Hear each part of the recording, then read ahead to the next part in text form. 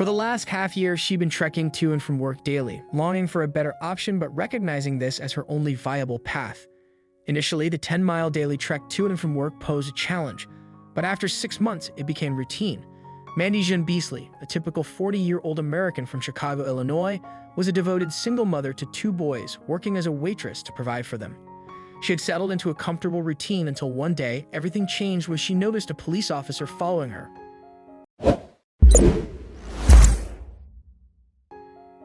In the first quarter of 2021, Mandy's company laid off several employees, including her. The exercise came as a surprise to her and her colleagues, with the company stating that it needed to downsize as a response to the dwindling economy. The blow found Mandy off guard, and she dipped into her savings to support her 2 boys. She knew she had to look for a new job as soon as possible or end up on the streets. The search for a new job was more challenging than Mandy thought, with many prospective employers passing her up for other candidates. But she didn't lose hope, scouring job forums and websites for months until she found a good position. But as much as the job description matched everything she knew and could offer, there were a few big issues that would deter her from applying. The job Mandy was applying for was akin to her last position, but sadly it was paying less than her previous position. The company offices were also 10 miles away from her house. She didn't have any money to spare for the commute since she was deep in debt after being unemployed for almost a year. Despite the odds stacked against her, Mandy settled for the job. The interview day came and Mandy attended the meeting. She got accepted, but as she was commuting back that afternoon, she noticed that she could walk the distance to and from work to pay some of her bills and debts. Mandy bought a pair of walking shoes, and each morning and evening, she walked to and from work. The journey was challenging at first, but as the weeks went by, she realized she wasn't only saving a lot of money, but enjoying the walks. Then one day, everything changed. Mandy took her usual route to work on a gloomy Tuesday morning. It had rained the previous day and throughout the night, and the streets were covered with flowing rainwater. Mandy was about 3 miles away from work when she realized a car was trailing her. At first, she didn't think much about it, but then she noted something that made the hairs on the back of her neck stand. Sergeant Scott Bass from the Nash County Sheriff's Office was driving along in his cruiser when he noticed a familiar figure appear on the road ahead. He was passing the Stonegate mobile home community, and he had hoped to find her there. He had some business with her today, and he wasn't going to take no for an answer. Mandy realized how close to the curb the car was. It was also driving slowly, as if to let her know it was following her. "Oh Lord, not today," Mandy whispered as she got a closer look at the vehicle, seeing it was a police cruiser. Although she'd never been in trouble with the police before, she knew such occurrences were inevitable. Suddenly, it began to rain harder. Mandy tried to open her umbrella, only for it to be whipped out of her hands by the freezing wind. She still had a long way to go, but she plodded on through the torrents of water, stepping carefully over the pools that swirled and conspired to break her footing. The last thing she wanted was for the cop to stop her today. Mandy was tired from trying to walk faster than the cop car that was so obviously tailing her. Her feet were wet and aching, and even though she had been careful to wear her most comfortable pair of sneakers, she could feel her blisters starting to rub raw. A surge of annoyance went through her. She was just minding her own business. Why couldn't the cop just leave her alone? Mandy hissed out of breath as she continued walking, trying her best not to blatantly sprint off, although she knew she had done nothing wrong. She peeped over her shoulder and saw that the car had turned its red and blue lights on. As it neared her, she slowed down, hoping for the best. The cruiser eased closer to the curb and stopped. Throughout her life, Mandy had been stopped by the police only a handful of times. The situation had never been tense in all these cases since the officers had only stopped to ask her a few questions before leaving. But something deep within her told her that wouldn't be the case here. He slowly pulled up alongside her and rolled down his window. The cruiser's window rolled down and a male officer stuck his head out of the window. "Come over," he barked. There was nowhere to run.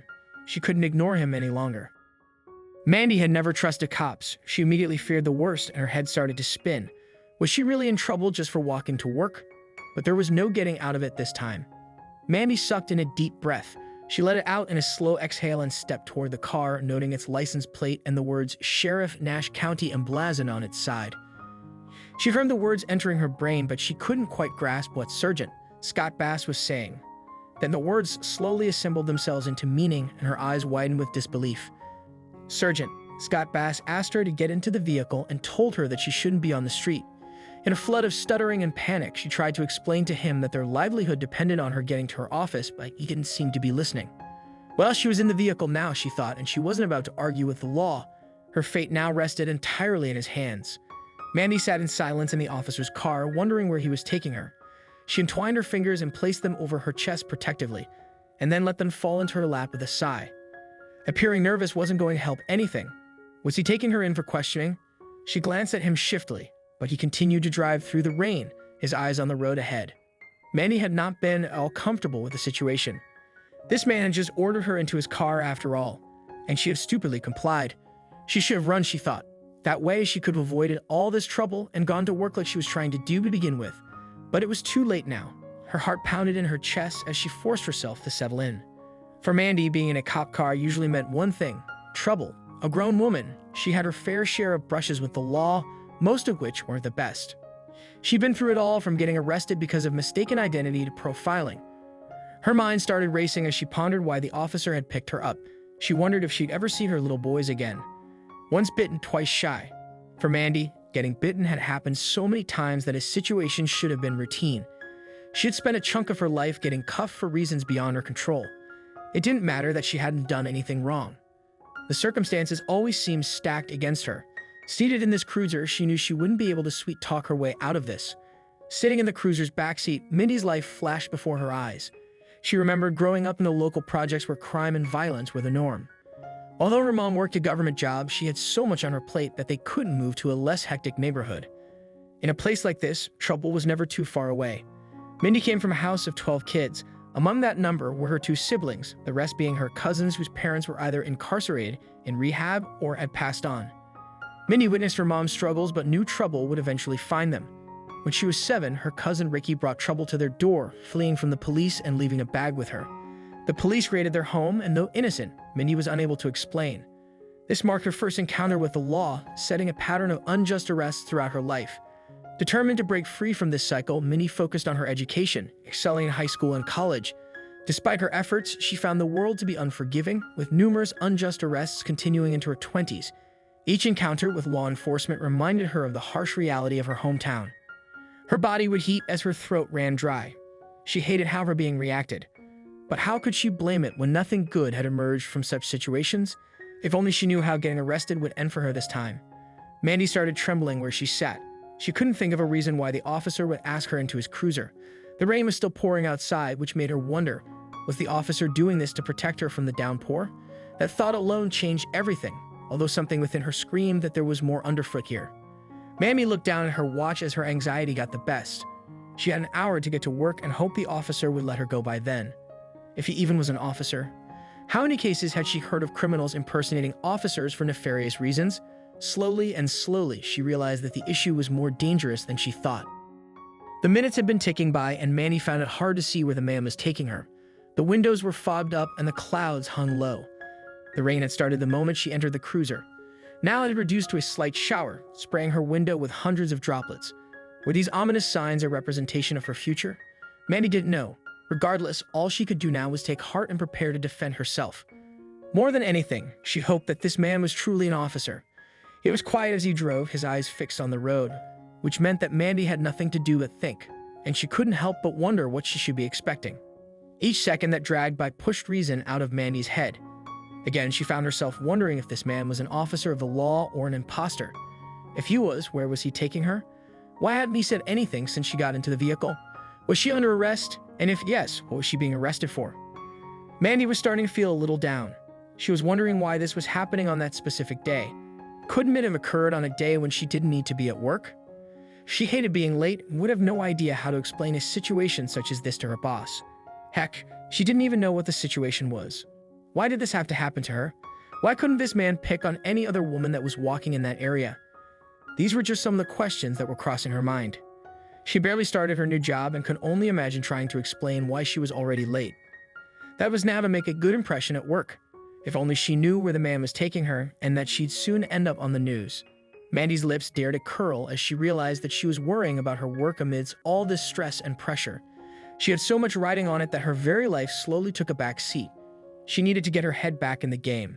Among the questions she had, the most prevalent was whether the man really was a cop or not. If only Mandy knew what she had gotten herself into. Mandy couldn't deny that the man had the air of an officer about him. He seemed confident behind the wheel and even fiddled with the laptop at his side, checking what seemed like reports among other documents. He turned on his scanner and listened in for a few minutes before turning it off. But all this didn't mean he was an officer. Even if he was a cop, could she trust him? And where was he taking her? Her mind raced with possibilities. But then the car slowed down and Mandy was drawn from her thoughts. In the headlights, she saw the sign looming through the downpour and her heart skipped a beat. The officer had taken her to her workplace. But this was not the end of their encounter. While he was commuting to the sheriff's office of Nash County, Sergeant Scott Bass had noticed Mandy on more than one occasion, and he recognized her uniform.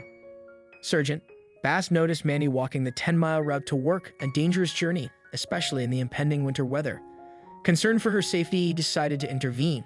Having experienced similar struggles in the past, he empathized with her situation and felt compelled to help. He stopped to offer her a ride, but his intentions went beyond just a lift. When they arrived at her workplace, he surprised her with a plan that would change her commute forever, showing her that not all police officers were what she had come to expect. Mandy, who had long seen police as adversaries, was initially wary when the officer called her over. However, as she realized his intentions were kind, she felt guilty for her past assumptions. Her distrust stemmed from a lifetime of negative experiences, but this encounter challenged her perceptions. The officer's genuine concern and offer to drive her to work daily left her speechless, realizing her misconceptions. She accepted his offer, and as they talked, she shared her struggles, unaware of the surprise he was planning for her. Sergeant Scott Bass regularly gave Mandy rides to work to spare her from her 4-hour daily walk. Impressed by her perseverance, he sought further help. Eventually, he surprised Mandy with a brand new bicycle, reducing her daily commute significantly. His act of kindness gained widespread attention, with local media and social media praising his gesture. Mandy, once distrustful of the police, now sees them in a new light, grateful for the support she received in her time of need.